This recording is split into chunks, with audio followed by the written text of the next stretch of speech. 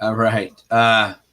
It's funny. Last week this is Coach Arnie again, or Arnie Fonseca Jr., and we are here with the Health, Love, and Life program. And last week was nuts because I didn't have my computer running, so I actually did the show from my phone. Thanks to Cece for kind of helping save the day on that one. And today we're actually using another platform, but we're live on YouTube. So go to the Going Solo Network on YouTube and you'll be able to catch what's going on there. And tonight, well, first of all, you can contact me by phone. You can message me or call me anytime. And 602-390-9144. And obviously, if I don't get to you, I respond very quickly to messages, text messages, and phone calls. That's probably the quickest way. You can go to my Facebook page, which is Arnie Fonseca Jr. or Coach Arnie.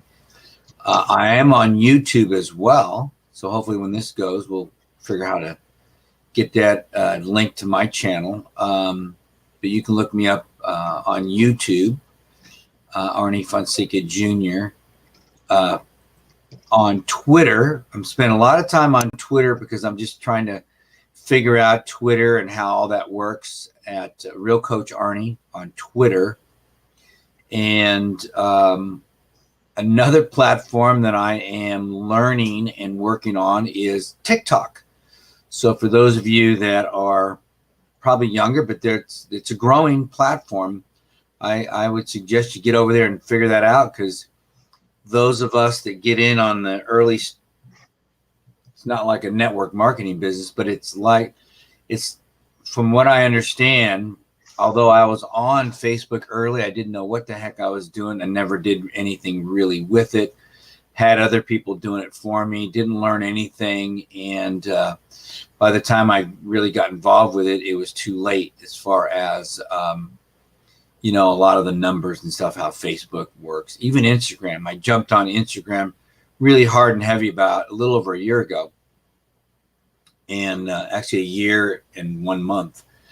And learning a lot, and have learned a lot. But TikTok is a little different because it's kind of like the wild, wild west. So you might want to look me up on TikTok, Arnie Fonseca Jr. And let's see how that goes. Kind of excited about that. It's kind of goofy, fun little videos, but I'm trying to bring some value there as well, especially to some of the younger folks, because there's so much going on today with young people and depression, anxiety, suicide. It's really a major problem. We're talking about the number 1 or 2 cause of death for young people, suicide. Think about that. How sad is that? So that's what I'm trying to do over on TikTok. So let's kind of leads us into tonight's topic, which is concerning good relationships, or the fact that good relationships keep us happier and healthier. Now, that's something that I took right out of an article that they call it the Harvard study. And I'm pulling this up right now so we can do this together. It's a 75-year-old study, or 75-year study. Well, 75-year-old, because that's when they started it. And they looked at all parameters of health that you can imagine. And one of the first quotes I pulled out of the article was that, I'm going to read it to you here.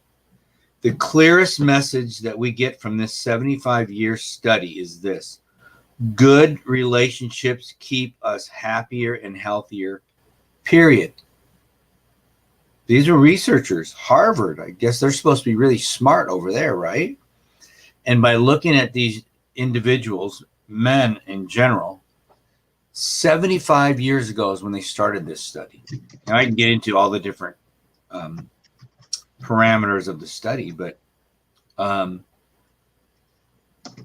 you know, they had 456 poor men growing up in Boston from 1939 to 2014, the Grant study, and 268 male graduates from Harvard classes from 1939 to 1944, the Guick study. And they just follow these people, and the thing that led to health, happiness, all the things that we all want. It's interesting as a baby boomer, I've been immersed and obsessed in many ways my whole life around health. Now, some of that started when I was a young kid because my dad was always into health things, and we really didn't know much. We just knew what we knew. We could read books from people like Bragg, who developed a lot of the vinegar products. And there was other naturopathic doctors that, many people just thought were kooks. But my dad would read some of these books and get us on vitamins and things to do from the inside out. But we didn't, I became more obsessed from the outside in. What can I do to maintain healthy, a healthy lifestyle? And that's the stuff that I started studying as a young person and became obsessed with it, which led me to what I do today, because everything was about health. Everything was about, how to live longer, be healthier. And, I've had many people over the last 40 years, let's say, since I've been teaching and coaching, who have said, well, I don't want to live a long time, because their idea of age and aging was living in a nursing home and kind of being debilitated. Well, no one wants to live that way. No one. That doesn't make me happy. And to me, that doesn't even describe health. It doesn't. It describes sadness and lack of health, and it describes being basically kept alive by a machine or some drug. To me, that doesn't, is one of my biggest problems with our current healthcare system, because we actually went through, and I won't get political here, but we just went through a period of many years where we had people very high up in government that just wanted to give you a pill to keep you alive. That's not what this is about. This is about a lifestyle. This is about doing things in your life that will encourage and stimulate happiness, health. And what this 75-year Harvard study, which is just one of many studies that I have been looking at this week, it was about your relationships in your life. Now, I'll be honest with you guys, that can go both ways. That can go both ways, because if you're in a relationship that's not healthy, that can cause debilitating effects on your body. That can cause increased stress, and stress will attack you like no other thing that you can imagine. And so it was funny today. I was actually at a memory center with a customer, and hang on a second here. Hang on one second.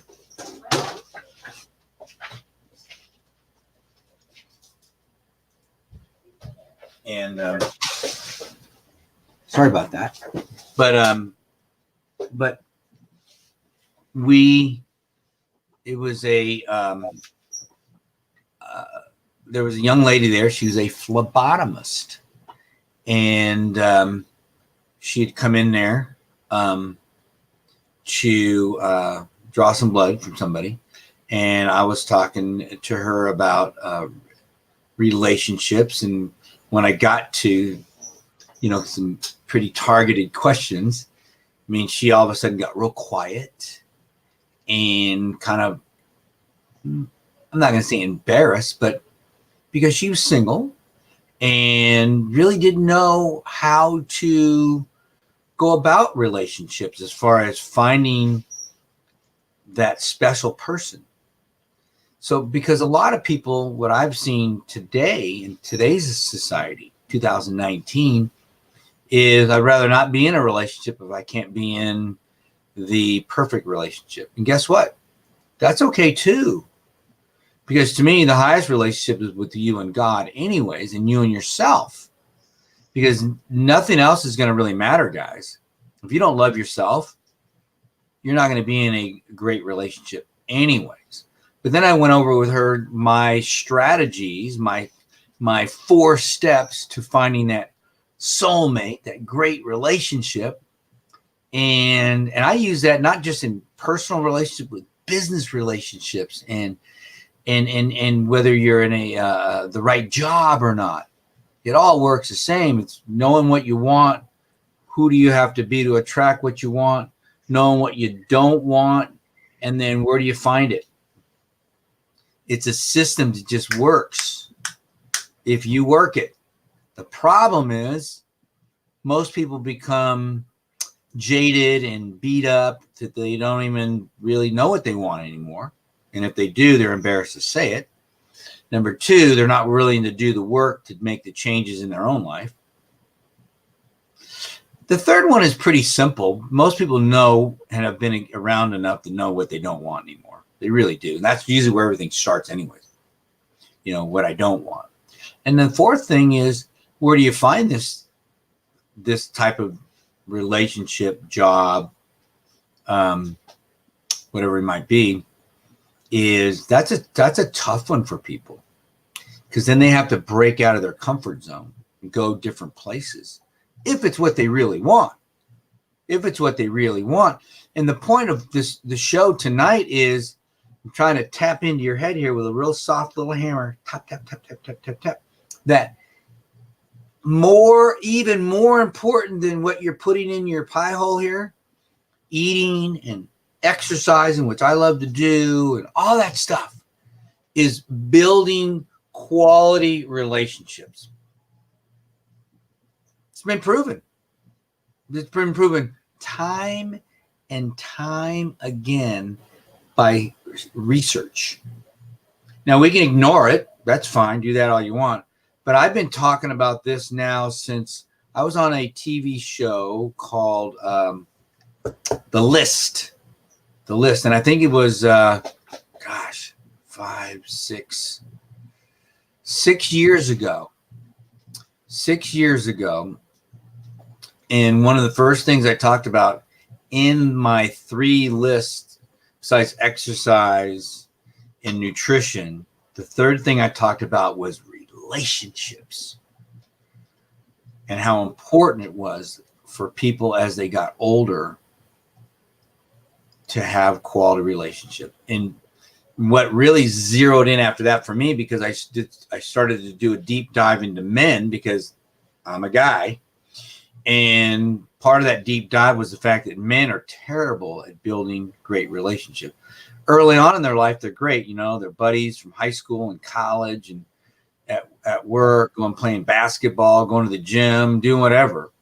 And then it slowly starts to dwindle down, because we get busy. We're building companies, businesses, and doing other things. And those relationships start to dwindle down. And let me just throw this in here, and then I'll just add in this to my notes here. Did you know that loneliness, and I'm going to say loneliness, is between an 7.5, I'm writing this down here, an $8 billion a year business in this country. Now, when I say business, it means treatment for things that affect you or caused from being lonely. Could be depression, health issues, however they're measuring it, it's a big business. Psychiatry, psychology. I mean, think about that for a minute, guys. And a lot of that is men. Men are isolators. They don't create good relationships, especially as they get older. It's hard. It's hard to go out there because, one, most men, I just read an article in Men's Health about a young psychiatrist. Let me bring this up for you. I saved all these things here so I would have it for everybody. Here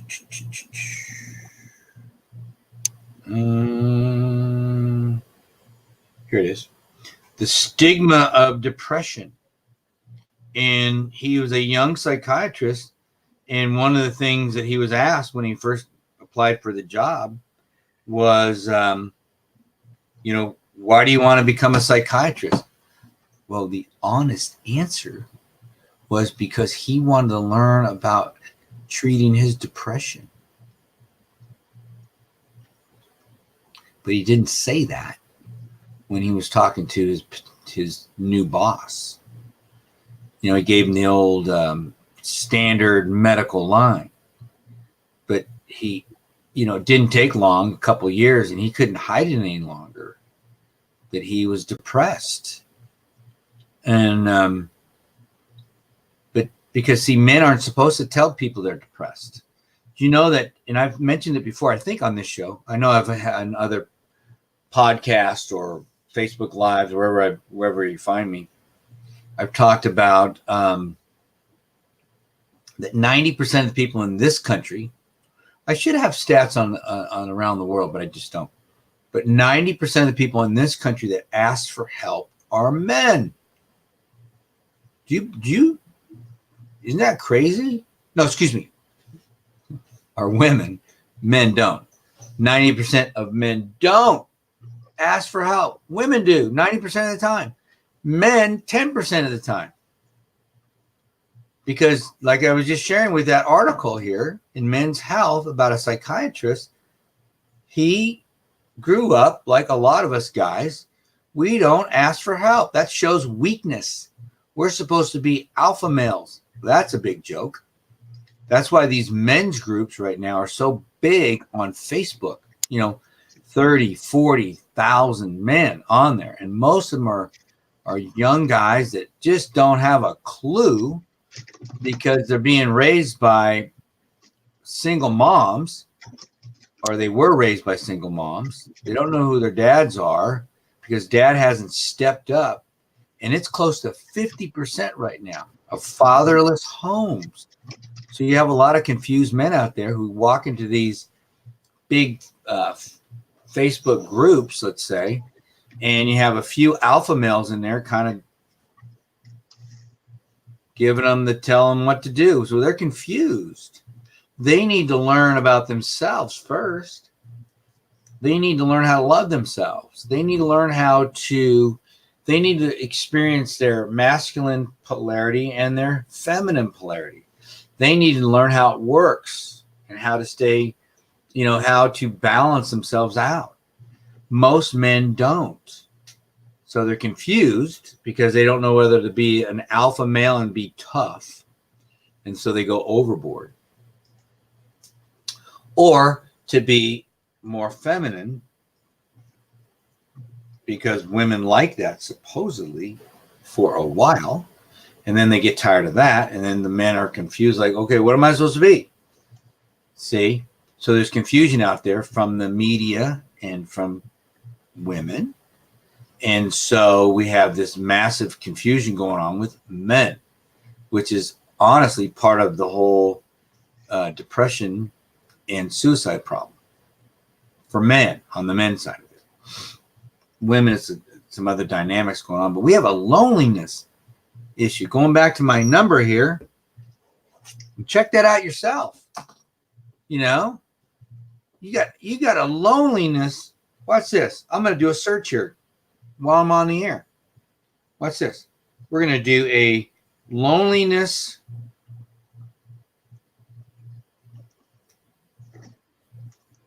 we're going to do a loneliness problem search on Mr. Google.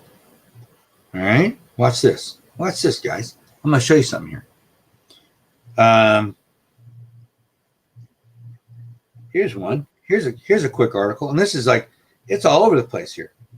Loneliness is a serious public health problem.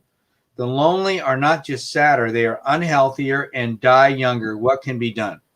Bam. How's that? It's a big deal. And we're over here, we're not paying attention to this stuff. It's a joke what's going on. Well, the way we're treating, you know how we're treating this? With medication. That's how we're treating it. That's a disaster because that creates other problems. I had a client last night I was talking about who's dealing with all kind of depression and goofy stuff going on in her life. God bless her, young lady in her late 20s. And they're treating her with some really serious medication that if she goes out drinking, which she wants to do, and I told her friend, I go, you better let her know that the side effects with alcohol were devastating.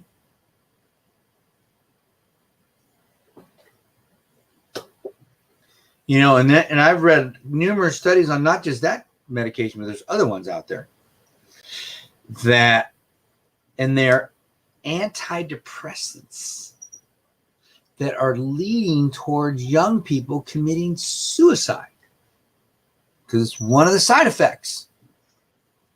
Suicidal tendencies. Think about that. You're giving somebody a medication that one of the side effects is actually the thing they're trying to prevent. There you go. So here we are trying to learn about how good relationships can and do keep us healthier. They do. It's proven. Good relationship. And that starts with you. It starts with you having a good relationship with you. That's that whole self-esteem thing. You know, one of the things I love sharing with people is staring in the mirror and telling yourself 10 things you love about yourself. It's a hard one. Start with 5, you know. And until you can do that, being in a good, loving relationship is going to be really tough because you can't run away from the guy in the mirror or the lady in the mirror. You can't. It's like the tiger in the jungle, which is a metaphor. I'll save everybody some time here for fear. Tigers run fast, climb trees, swim, and do all the things that we can do better. And they add one more thing on top of that. They can eat you. So unless you have a big gun and you are willing to use it, you're in trouble when you run away from the metaphor of fear, which is a tiger. So you can run away from the person in the mirror all day long, but at some point the tiger will eat you, even if the tiger's not hungry, because they just like chasing things. So you have to stand your ground and stare at the tiger, lean in and say, I'm done running. I'm going to deal with this. I'm going to deal with why I don't love myself. What is it? And if it's the opinion of other people, stop it. Who cares what other people think? We have got to stop living our life based on the opinion of other people.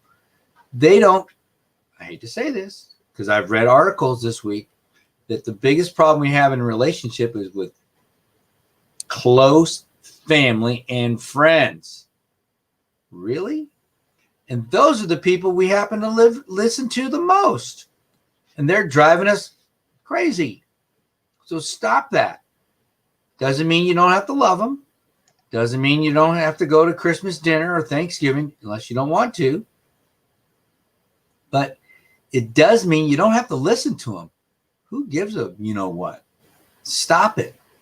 Quit giving them power over you, because that type of relationship is unhealthy. And if you're in an unhealthy relationship and it's a legal one, meaning you're married, you need to do some evaluation. You need to get some help. Talk to somebody. Good grief.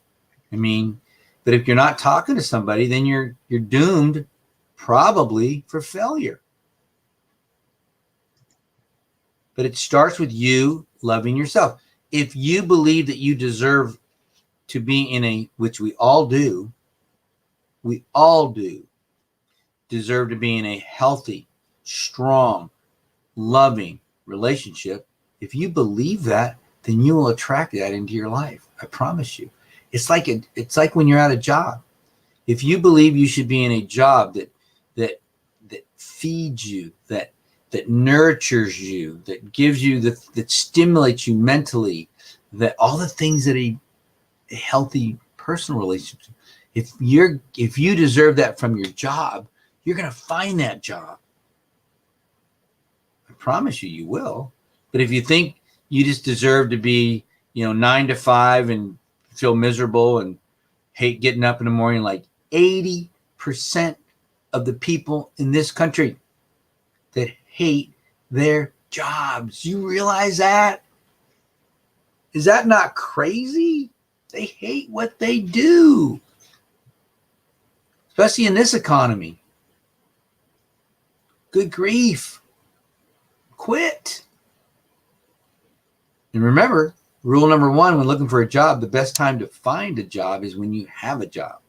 So get that new job, get whether it's a resume or your connections, your network. I made a note here about, because it's all about relationships and how good they are when they're good. I had looked into its political office a few times, especially in the last couple of years. And I did ask a very good friend about who does this professionally. And I said, what's the real benefit here? He goes, it's your network. It's your network. Because you may have heard this before, your net worth, what you financially, is technically equal to your net work. And there's a lot of truth to that. So in politics, which is just a nasty place, most of them are in there for not just the power, let's be real, but for the network, because that network they're using to build a big net worth, which is the bad side of it. But in our world, in the normal world, away from those knuckleheads, the power of your relationships, people you know and love, and they know and love you, is that they can affect you financially as well. They can help you find a new job. They can help you find a new relationship. There's a lot that your network can do if it's a loving, trusting network. But it goes the other way too. If it's not, it can hurt you. It can harm you. It can debilitate you. So that's why we have to be careful on who we hang around. And that kind of leads me to, I'm going to switch gears for just a second as we leave loneliness, and I'm going to come down to hopeful. And I've done a show on that already here, but it's powerful because I use it all the time, whether I'm talking to kids at school, whether I'm talking to 90-year-olds, or whether I'm talking to just folks that want to have a better life. But hopeful is about, eating better, healthy nutrition. And here comes the tipper. The O, optimize your environment. Well, that means who you hang around. I don't know how many times I've heard it. You've all heard it. Whether it be Jim Rohn or any other inspirational, motivational folks out there. You can get millions of YouTube videos And everybody on the planet knows, or have heard the term, you're the sum total of your 5 closest friends or associates. That's who is going to determine what you're doing, the level that you reach in your life. And it's true. It really is true. And there's nothing wrong with having to upgrade your environment by upgrading who you hang around. It doesn't mean you hate them. It doesn't mean you don't love them. But what it does mean is if you're spending the majority of your time with people that are pulling you down, you're probably in trouble. I mean, here's a great story. If you were up in Maine and you wanted to be a crabber, you were a fisherman, or I'm not sure what they call them. I think they call them crabbers. Guys that go out and catch crabs. Now, these crabs are pretty big. They have big claws and they're pretty powerful things. They're not just good to eat, but they're also, they can get you. So what they do when they set their traps, they go catch the crabs and then they put them in baskets. And when you catch a crab and put it in a basket, you got to put the lid on the basket so the crab doesn't crawl out. Well, once they catch another crab and throw it in a basket, guess what? They can leave the lid off. You might think, well, why are they doing that? Well, because crabs, if they see another crab trying to leave the basket, they can crawl right out of there. The crab in the basket will reach up and grab it, and pull it down. So they're pretty strong. Think about that.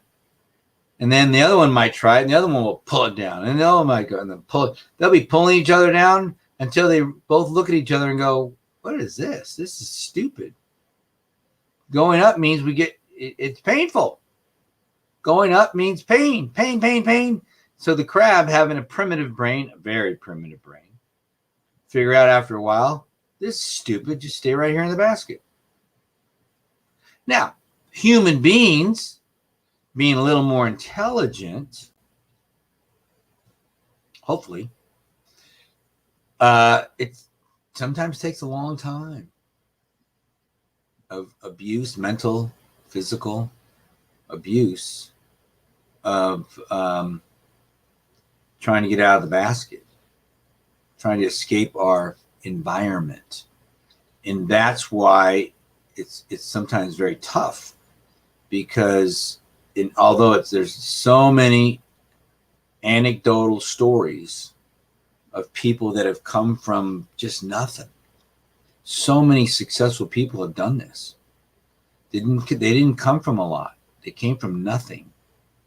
Some came from abuse. Some came from just extreme poverty. It's biblical. There's so many stories in the Bible of this as well, where it was just a really tough situation. But for whatever reason, divine guidance, perseverance, something inside of you that said, I want more than this, caused them to find other people to associate with, caused them to network with different people, whether it be in school, at home, wherever they could find people, mentors, people that could help them, coaches, teachers, wherever they could find that, it helped them to reestablish a path that would take them to some type of fulfillment in their life, whether it was a business, whether it was a relationship, as far as an intimate relationship, finding that special someone, whether it was who knows, opportunity, as my political friend said, opportunity. We just don't know. And actually, the guy I'm talking to you about, he was a street kid. I coached him in football 34 years ago. And because of the power of network, the power of relationship, he ended up in an incredible job. opportunity. Now, he had to be ready, had to have a degree, which he did in accounting. But today he's in a very, very, very powerful position in his life. It doesn't mean he's super happy about stuff all the time, because no one is. But he's created a great life. And again, that's not always a guarantee of happiness either. But he's in a position that he has options now as far as health, especially, and potentially happiness. Because to me, happiness is not something to be chased anyways. Happiness is something that we have all the time. And that just comes from kindness and love.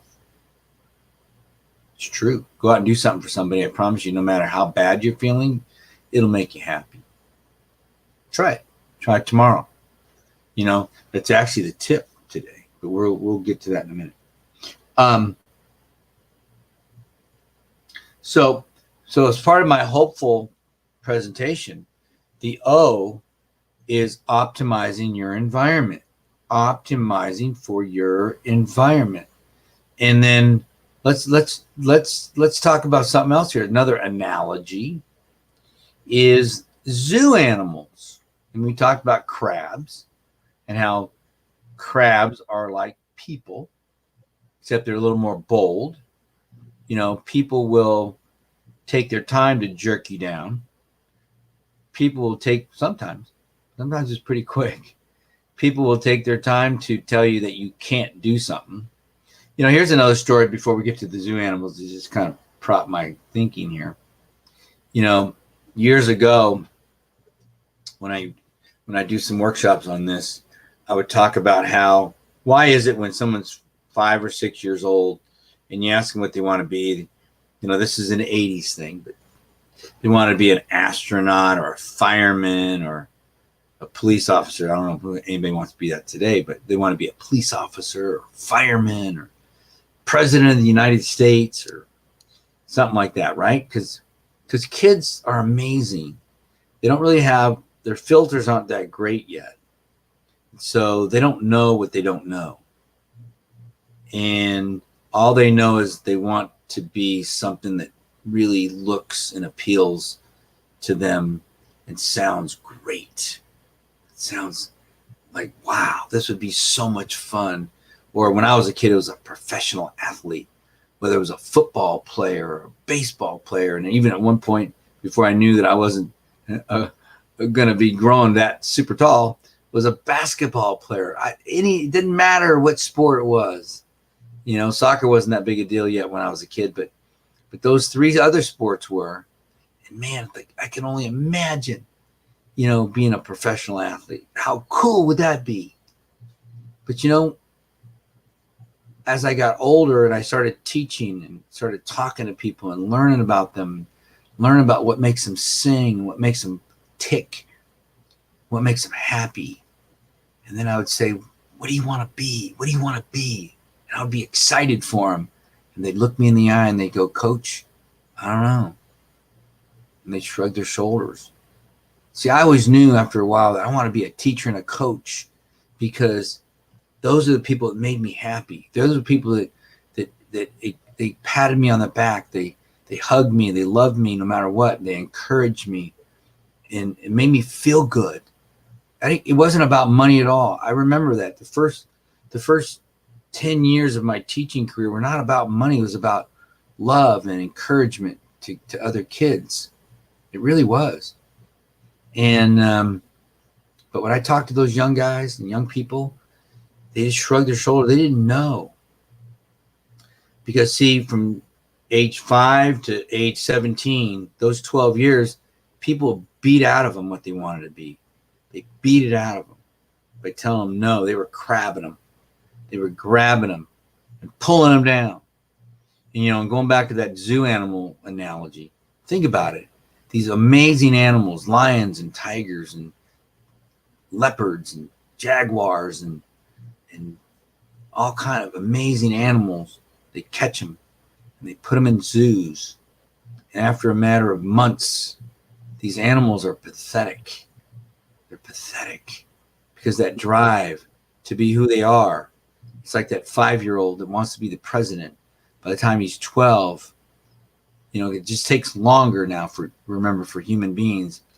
He doesn't even know what he wants to be anymore because everybody told him he was too stupid to be a president. He didn't have what it took, and he kept hearing that nonsense over and over and over and over until one day he said, I can't be president. Now, how sad is that? Because we're still doing that stuff because of our opinions, because our opinions are horrible. And in the way, and even hate sometimes, which is poison. But our opinions are so debilitating to other people. I don't care how old you are. Part of my joy right now is at my age is helping people my age to make that next step in their careers. And one of the things I always tell people my age is stay healthy, because you could live another 60 years. This is halftime. You're at halftime. Unless you haven't taken stock of what's going on in your life, then you may not. It's awful hard to start being healthy at 60. You should have started at 30, but you can still make some big gains here. So, because that's going to kill you. But at the same time, you're at halftime. You can go out and create great relationships. You can go out and start a business. There's so many things happening right now. Heck, just doing this right here on YouTube or wherever we're at, wherever you're going to find us, is a powerful opportunity to tell your story and find people that you can help. But you're not if you're listening to all the naysayers telling you what you can't do. And so it comes back to the same thing again, is finding those people in your life that support you and love you unconditionally, That's what creates great relationships. Unconditional love. And that starts with you. And if you don't love yourself unconditionally, you're in trouble. You're in trouble. Start there. Start tomorrow. Start tonight before you go to bed. When you're brushing your teeth, take a minute and just say one thing that you love about yourself. Okay? Say one thing you love about yourself, and then tomorrow say 2. You're going to feel weird, so if you're in a house with somebody, close the door. Say, I love you. I love your compassion. I love your kindness. I love your empathy for people. I love your eyes. I love your hair. I love whatever. It's your deal. Who cares what other people think? Vulnerability is power. Be vulnerable with yourself. And you're going to see amazing power come into your life. And then you're going to attract people into your life because they're going to see that same power, that same excitement in your eyes. Because remember that the eyes are the window to the soul.